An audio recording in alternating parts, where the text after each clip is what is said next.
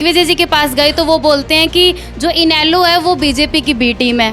कांग्रेस के पास जाते हैं तो वो बोलते हैं कि इनेलो और जेजेपी ये बी टीम है। सर असल में बी टीम है कौन बीजेपी? भूपेंद्र सिंह हुड्डा बीजेपी का एजेंट है।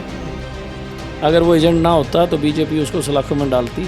कम से कम मैं मानता हूँ कि करोड़ों रुपए की ज़मीन कोडियों के भाव लेके बड़े बिल्डरों को बांटने का काम किया। सीएलयू का बीजेपी से में जिस तरह से आप रहे 5 साल तक बीजेपी के साथ में रहे, लेकिन 3 महीने पहले आईएनएलडी में आ गए हैं, तो उस वक्त वहाँ सत्ता में रहे तो मलाई खाई, लेकिन अब जो है आप डॉक्टर केवी सिंह को मेरे साथ बैठा दो।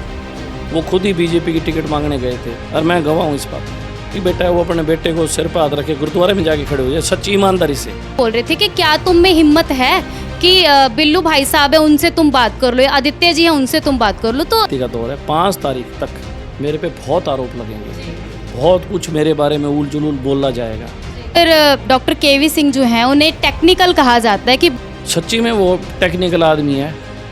9 साल के अंदर ओएसडी रहे, एक काम भी डवाली के अंदर नहीं किया, इतने टेक्निकल आदमी है। गौर नहीं किया कि जो हमारा स्कूल था उसकी खस्ता हालत थी, बिल्डिंग सरकार, इससे ज़्यादा टेक्निकल आदमी हो नहीं सकता। काम कुछ किया नहीं, आंकड़े पेश करने। भ्रष्टाचार की बात करें, लेकिन ठेका दिया जाता है गलियां वगैरह बनाने का, तो ये मिली भगत से ही जो गलियों के अंदर एक बरसात आती है गली में गड्ढा हो जाते हैं, डॉक्टर केवी सिंह अपने ठेकेदार का नाम उजागर क्यों नहीं करता? लोगों को नाम पता बताते ही डवाली के लोगों को पता लग जाएगा किसका आदमी है। अब एक ही चौटाला चलेगा। ये राजा वड़िंग ने ना ये नहीं कहा एक चौटाला रहेगा, राजा वड़िंग ने ये कहा सारे चौटाले खदेड़ दो। उसने कह दिया जो मेरे साथ खड़ा है इसको ही खदेड़ दो। फिर ताली बजा रहा है, वो नहीं कहा तेरा भी बट्टा बिठा गया, तेरे को भी क्या गया भी। कोई शक नहीं, किसी गांव में 2-3 कार्यकर्ताओं के फ़ोन आए कि उनको धमकी दे के भी गया, और पता क्या कह के गया कि अगर तू पंजाब में होता तो मैं तेरे को शाम को उठा लेता। सर इस वक्त जो है कांटे की टक्कर का मुकाबला देखने को मिल रहा है, लेकिन तीसरे स्थान के लिए लड़ाई चल रही है कि तीसरा स्थान कौन हासिल करेगा। जिस लग रहा है ये सारे तीसरे स्थान पर रहेंगे, नोटा दूसरे पर रहेगा। डवाली विधानसभा से इस वक्त जो है हमारे साथ आदित्य देवीलाल हैं। दिवाली आने में कुछ समय, लेकिन डवाली में इसी वक्त आप माहौल देख रहे होंगे जैसे दीपावली में रौनक हुआ करती है वैसे ही रौनक डवाली में देखने को मिल रही है। और इस बार इतना सरगर्म ये मुकाबला है कि मुकाबला इतना पेचीदा हो चुका है कि समझ में नहीं आ रहा है कि जनता क्या करे। तो चलिए आज इस संदर्भ में बातचीत करने के लिए विस्तार से आदित्य देवीलाल हमारे साथ हैं, जो कि इंडियन नेशनल लोकदल से प्रत्याशी के रूप में चुनाव मैदान में। बहुत बहुत स्वागत है सर आपका।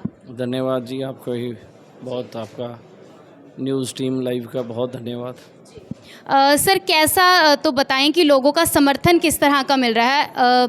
गांवों में तो हमने आपसे बातचीत की है, शहर का समर्थन कैसा मिल रहा है? आप शहर में रहती हैं तो आप समर्थन देख लो कैसे मिल रहा है। लोगों में बड़ा उत्साह है, मैं तो सोच नहीं सकता था, उसके 10 गुना फालतू है। तो आदित्य जी जैसे आप डोर टू डोर खुद जाके प्रचार कर रहे हैं, लेकिन कांग्रेस जैसे है वो अलग अलग लीडर्स को बुला रही है बाहर से। वो अपने पे भरोसा नहीं, इसलिए दूसरों का सारा ले रहे हैं। बाहर से कोई आदमी बुलाता है ना, उसको अपने पे भरोसा नहीं होता। आदित्य ने कभी बाहर से नहीं बुलाया, मेरे तो अपने ही चल रहे हैं। टेकचंद छाबड़ा अंकल मेरे हैं, संदीप भाई साहब बैठे मेरे हैं, लब्बू सेठी जी मेरे हैं। हम तो यहाँ लोकल लोग हैं और लोकल लोगों से मिल रहे हैं। अब जिनको अपने आप पे भरोसा नहीं है वो बाहर से उधारे लीडर मंगा रहे हैं।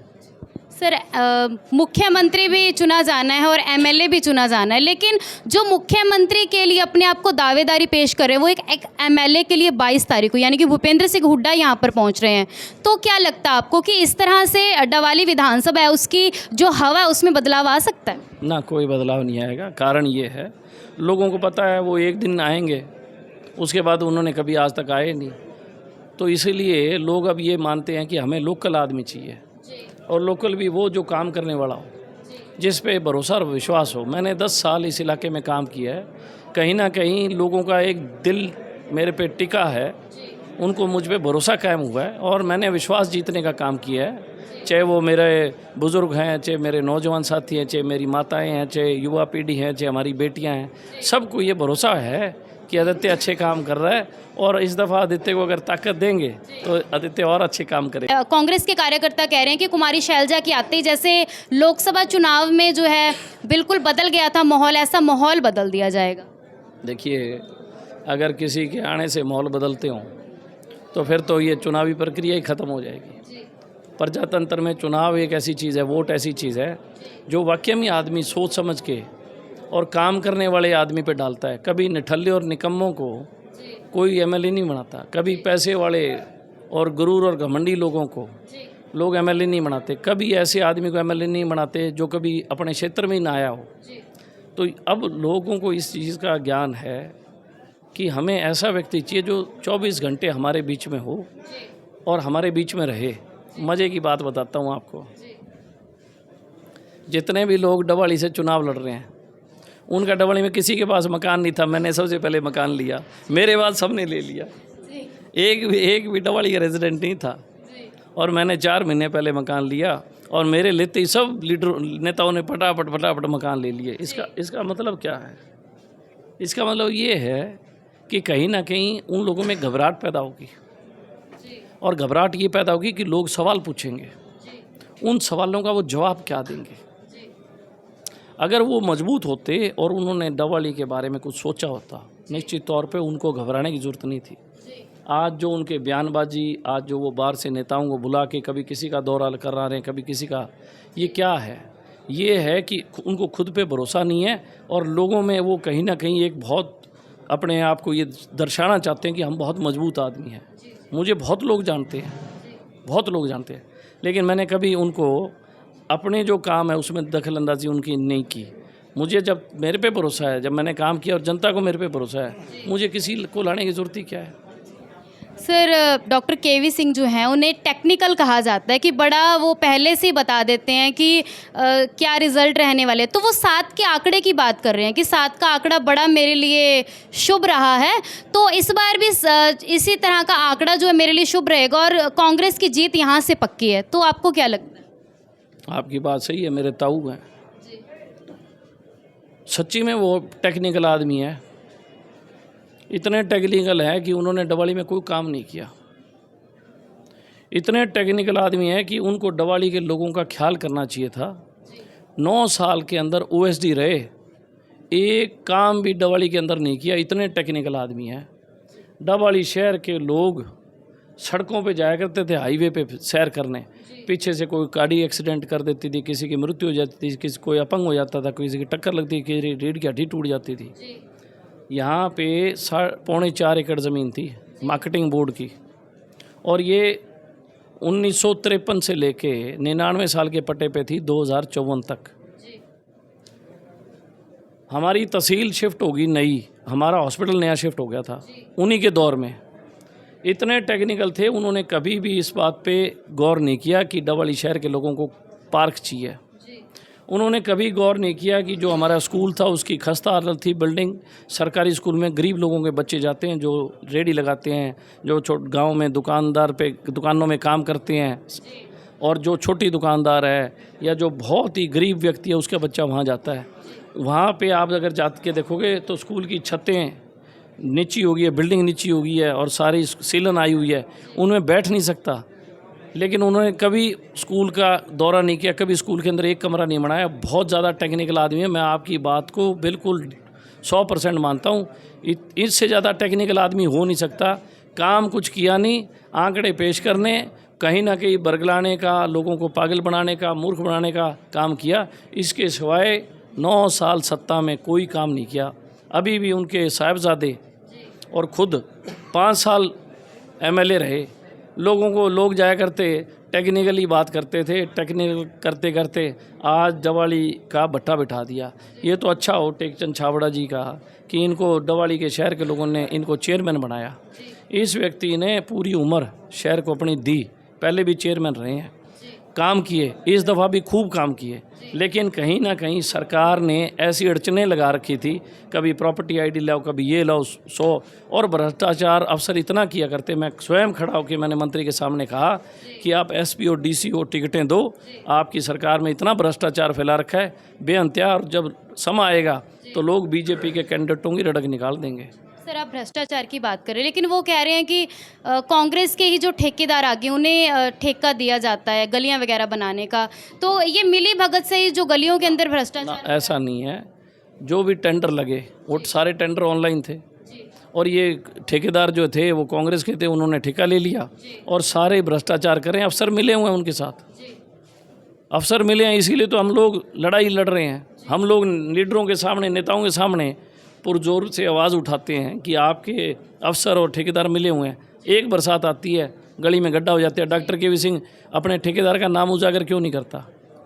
डॉक्टर के वी सिंह गड्ढा उजागर कर देते हैं, इस गली में गड्ढा हो गया, उस गली का ठेकेदार कौन है कम से कम डवाली के लोगों को बताओ, और डवाली के लोगों को नाम पता बताते ही डवाली के लोगों को पता लग जाएगा किसका आदमी है। सर अभी जिस तरह से कल राजा वड़िंग आए थे, तो एक तो मतलब दो बातें वो बड़ा उन्होंने प्रचार किया है। पहला तो अब एक ही चौटाला चलेगा यहाँ पर, और वो होगा अमित सिहाग। देखिए, राजा वड़िंग ने ना ये नहीं कहा एक चौटाला रहेगा, राजा वड़िंग ने ये कहा सारे चौटाले खदेड़ दो। उसने कह दिया जो मेरे साथ खड़ा है इसको ही खदेड़ दो। ये सच्चाई है। और वो खड़ा होकर ताली बजा रहा है, वो नहीं क्या तेरा भी बट्टा बिठा गया, तेरे को भी क्या क्या अभी चौटाले वाले सारे पैक कर दो, तो वो कौन सा स्विट्जरलैंड का है? राजा वैसे तो उसका काम तो पक्का कर गया, इसमें कोई शक नहीं। किसी गांव में 2-3 कार्यकर्ताओं के फ़ोन आए कि उनको धमकी देके भी गया है आपके संज्ञान, और पता है क्या क्या क्या कि अगर तू पंजाब में होता तो मैं तेरे को शाम को उठा लेता। आप एक बार बताओ, क्या डवाली के अंदर ऐसी प्रवृत्ति के लोग चाहिए? क्या हमें हमारे इस इलाके में जिसमें हमें अमन शांति कायम की है, क्या ऐसे लोग आके हमारी अमन और शांति चैन को ख़राब करेंगे? मुझे इस बात को जब मैंने सुना मुझे इतना अफसोस हुआ। मैंने कहा देखो, राजनीतिक चुनाव जीतने के लिए कैसे कैसे ये हथकंडे अपनाते हैं। इन्होंने मुखौटा लगा रखा था शराफत का, अब इनकी शराफत सामने आ रही है। मुझे तो बेकाम का बदनाम कर रखा था, किस लिए? क्योंकि मैं काम करता था, इनके पास मेरे काम का तोड़ नहीं था, तो इन्होंने मुझ पे लालछन लगाए। कभी कह दिया ये शेर का बच्चा है, पिंजरे से निकल जाएगा। अरे कोई माँ अपने बच्चे को पालती है, वो यही कहती है ना मेरा शेर बेटा है। कोई माँ ऐसे कहेगी मेरा गदड़ बेटा है? फिर उसके बेटे को भी उन्होंने कहा होगा मेरा शेर बेटा है। ठीक है, वो एमएलए है, लेकिन उनके माँ बाप ने अपने बच्चे को भी तो शेर बेटा कहा होगा। तो उसका शेर बेटा पिंजरे से निकल के वो एमएलए बन गया तो लोगों को खाने लग गया। कभी भी आप अपनी इतनी गिरावट ना करें, सामाजिक गिरावट ना हो कि लोग, आप 80 साल के हो, लोग आपको तू तू करें। ठीक है, हम लोग 48 साल के, मेरे तो वो पिता से बड़े मेरे ताऊ है, मैं उनका रिगार्ड करता हूँ, लेकिन राजनीतिक वोट के लिए इतनी ऊँची और गिरावट की बात ना करें। सर बीजेपी से में जिस तरह से आप रहे, तो उसे लेकर भी एक मुद्दा बनाया जा रहा है कि 5 साल तक बीजेपी के साथ में रहे, लेकिन 3 महीने पहले INLD में आ गए हैं, तो उस वक्त वहाँ सत्ता में रहे तो मलाई खाई, लेकिन अब जो है, तो सर इस बात पे थोड़ा जनता से बातचीत करना चाहती है आपसे। तो एक बात कहना चाहूँगा, जो सच्चाई है, आप डॉक्टर KV सिंह को मेरे साथ बिठा दो, वो खुद ही बीजेपी की टिकट मांगने गए थे, और मैं गवाह हूँ इस बात का, मैं गवाह हूँ। उनके एक बेटा है, वो अपने बेटे को सिर पर हाथ रखे गुरुद्वारे में जाके खड़े हो जाए, सच्ची ईमानदारी से। आज वोट पड़ रहे हैं, मुझे पता है वो गुरुद्वारे में नहीं जाएंगे, लेकिन वो अपने बेटे को लेके गुरुद्वारे में चला जाए और वो कह दे मैं बीजेपी की टिकट नहीं मांगी थी। मैंने कब छोड़ के आया हूँ, जब उन्होंने मेरे को टिकट के लिए जवाब दे दिया, और मैंने पूरी इलाके की जनता इकट्ठी की और उनसे पूछा भी आप बताओ मुझे चुनाव लड़ना चाहिए या नहीं लड़ना चाहिए। लोगों ने कहा चुनाव लड़ना चाहिए। उनके इशारे पे, उनके कहने पे आज मैं चुनाव लड़ रहा हूँ। मुझे लालच नहीं है, लेकिन मुझे इतना एहसास हुआ कि उनको घबराहट होगी इस बात की कि ये इनेलो से क्यों लड़ रहा है। ये घबराहट है उनकी, ये बेचैनी है उनकी। सर जुबान का खरा आपको भी और अभय जी दोनों को ही कहा जाता है, लेकिन एक लखुआना गांव में जिस वक्त हम गए थे, एक व्यक्ति से बात हुई, वो कह रहा था कि हम JJP के फंक्शन में गए तो उनके कार्यकर्ता बोल रहे थे कि क्या तुम में हिम्मत है कि बिल्लू भाई साहब है उनसे तुम बात कर लो, आदित्य जी हैं उनसे तुम बात कर लो। तो सर ये क्या छवि बनाने की कोशिश की जा रही है? वो कब से जानते हैं? लंबे अरसे से। आप गांव में जाती हैं, आपको कभी कोई ऐसा आदमी मिला जो कहते भी आदित्य से हमने मिलने की कोशिश की? मिला नहीं। आदित्य तो आपको भी घूमता मिल जाता है गलियों में, मैं तो मोटरसाइकिल पे भी, स्कूटर भी मिल जाता हूँ घूमता हुआ। तो फिर आज राजनीति का दौर है, 5 तारीख तक मेरे पे बहुत आरोप लगेंगे, बहुत कुछ मेरे बारे में उल जुलूल बोला जाएगा, लेकिन बहन जी जिस टाइम वोट पड़ गए ना, उसके बाद ये मेरे बारे में बोलना छोड़ देंगे, क्योंकि इनको सिर्फ इनको डर एक ही है, कहीं आदित्य चुनाव ना जीत जाए। आदित्य ने इतने काम कर रखे हैं तो हम इसके काम की गिनती तो करा नहीं सकते, हम इसको बदनाम कैसे करें? तो सब लोग बदनाम करने पे लगे हुए हैं, पर मुझे कोई दुख नहीं है, मुझे उन पे हंसी आती है। और मेरे वो अजीज़ हैं, दिग्विजय मुझे बहुत प्यारा लगता है, अमित मेरा भाई है, मुझे बहुत प्यारा लगता है, मेरे बहुत अजीज़ हैं, लेकिन जनता को मेरी आदत का पता है, उनकी आदतों का पता है, और मेरा जो अजीज़ भतीजा उसकी आदत का पता है। सर, इस वक्त जो है कांटे की टक्कर का मुकाबला देखने को मिल रहा है, लेकिन तीसरे स्थान के लिए लड़ाई चल रही है कि तीसरा स्थान कौन हासिल करेगा, जिसमें जेजेपी लगा लीजिए, चाहे बलदेव मांग्याना जी बीजेपी से आए हैं, आम आदमी पार्टी है, तो इसे लेकर जो है जो विश्लेषण करते हैं, एक विश्लेषण तैयार कर रहे हैं। आपको क्या लगता है कि तीसरे स्थान पर कौन रहेगा? मेरे को ये लग रहा है ये सारे तीसरे स्थान पे रहेंगे, नोटा दूसरे पे रहेगा। हाँ, ये सारे तीसरे पे रहेंगे, नोटा रहेगा दूसरे पे। तो सर, अलग अलग गांवों में हम जिस तरह से गए हैं, क्यों रहेगा नोटा? इसलिए रहेगा कि वो लोग ये कहते हैं कि हमने ये सारे रिजेक्ट कर दिए, तो इन सब को लोगों ने रिजेक्ट कर रखा है। तो सर, हम विभिन्न गांवों में गए थे। कुछ इस तरह के गांव हैं जहां पर स्कूल्स जो हैं अभी तक अपडेट नहीं है। जैसे हम लखुआना गांव में गए थे, तो 8वीं तक का स्कूल है, वहां पे 10वीं और 12वीं के लिए लड़कियों को बाहर जाना पड़ता है। तो सर, आप और कौन कौन सी ऐसी समस्याएं गाँवों में देखते हैं? देखिए, आपकी बात बिल्कुल ठीक है। पहले एजुकेशन का दायरा हमारे विधानसभा में 911 किलोमीटर था। हमने 5 स्कूल अपग्रेड किए, 7 किलोमीटर पे ले आए। उसके बाद हमने 8 और अपग्रेड किए, हम उसको ले आए 5.5 किलोमीटर में। अभी भी बहुत से गांव में स्कूल अपग्रेड करने हैं, इसमें कोई दो राय नहीं, मैं झूठ नहीं बोल रहा, हम काम कर रहे हैं। आप ये देखो, मेरे से पहले जो भी नेता थे उस टाइम एजुकेशन का दायरा 11 से 14 किलोमीटर था, उन्होंने काम क्यों नहीं किया? उनको दर्द नहीं है, उनको पता है कि हमने इस इलाके का भला नहीं करना, हमने सिर्फ अपना और अपने बच्चों का भला करना है। लेकिन मैं इलाके के बारे में सोचता हूँ, मुझे पता है, मुझे हैरानगी है कि मैं गांव में जाता हूँ ना, तो हमारी महिलाएं, माताएं स्कूल मांगती है, पुरुष नहीं, माताएं बोलती है भी साढ़े पिंड स्कूल 12वीं करो। अभी मैं कालावाली में गया तो कालावाली में भी महिलाएं जो हैं वो कहे साढ़े पिंड स्कूल 12वीं तो कर दे बेटा, सारी कुड़ियाँ बहुत दूर जाती है। समा आने पर आप भी हैं, सारी जनता भी है, समा आने पर हम निश्चित तौर पे हर गांव में स्कूल 12वीं करेंगे। Free education, free health, free बिजली, फ्री पानी, ये इंडियन नेशनल लोकदल का नारा है। और जैसे ही सरकार बनेगी हम तमाम चीज़ों को फ्री करेंगे। युवाओं को 21,000 बेरोज़गारी भत्ता देंगे, सभी कच्ची नौकरियां उनको पक्का करेंगे, ओपीएस स्कीम लेके आएंगे, इसके साथ साथ पेंशन 7500 करेंगे, महिलाओं को सिलेंडर फ्री, 1100 रुपये महीना का उनका जो है किचन का खर्चा वो देने का काम करेंगे।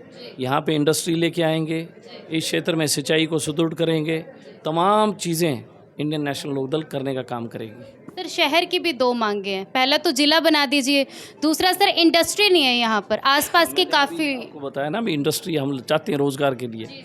हमारे भारतमाला से कनेक्टिविटी हो गई है, हमारी ट्रैक जो है इलेक्ट्रीफाइड हो गई है, निश्चित तौर पे हम इंडस्ट्री लेके आएंगे। शहर की बहुत समस्याएं हैं, उन समस्याओं को हम हल करेंगे। मैं आपके माध्यम से शहरवासियों से अपील करना चाहूँगा कि हमें एक मौका दें। अगर हमारी सोच स्कूल शिक्षा को लेकर अच्छी थी, हमारी सोच आपके स्वास्थ्य को लेकर अच्छी थी ताकि पार्क बने, तो हमारी सोच आपके शहरी क्षेत्र को लेकर भी बहुत अच्छी है। मैं न्यूज़ टीम लाइव की तरफ से आपसे विनती करता हूं, तमाम शहरवासियों से, कि एक मौका आप अपने इस भाई को, अपने बेटे को दे के देखें, अपने साथी को दे के देखें। निश्चित तौर पे शहर में बहुत अच्छा काम करेंगे। आपकी जितनी भी प्रॉब्लम्स है, असुविधाएं, उनको हम हल करके और 1 साल के अंदर अंदर सारी चीज़ों को सुदृढ़ करने का काम करेंगे। सर, एक अंतिम सवाल, चुनावी समय आरोप प्रत्यारोप आपने कहा है कि बड़े लगने वाले हैं, जिसके पास भी जाते हैं वो बोलता है कि जैसे अब दिग्विजय जी के पास गए तो वो बोलते हैं कि जो इनेलो है वो बीजेपी की बी टीम है, कांग्रेस के पास जाते हैं तो वो बोलते हैं कि इनेलो और जेजेपी ये बी टीम है। सर, असल में बी टीम है कौन बीजेपी? कांग्रेस। भूपेंद्र सिंह हुड्डा बीजेपी से मिला हुआ है। टिकटें जो ये घोषित की है ना, ये कांग्रेस के लोगों के साथ मिलके की है, और ये सच्चाई है। भूपेंद्र सिंह हुड्डा बीजेपी का एजेंट है। अगर वो एजेंट ना होता तो बीजेपी उसको सलाखों में डालती। हर एक बहुत बड़ा भ्रष्टाचार भूपेंद्र हुड्डा ने किया है। कम से कम मैं मानता हूँ कि करोड़ों रुपए की ज़मीन कोडियों के भाव लेके बड़े बिल्डरों को बांटने का काम किया। CLU का जो खेल था हरियाणा में बहुत भयंकर था, और कहीं ना कहीं कांग्रेस के लोग भी उनसे दबते हैं। आम जन को पता है कि उसने बहुत भ्रष्टाचार किया, इसीलिए वो बीजेपी से मिले हुए हैं।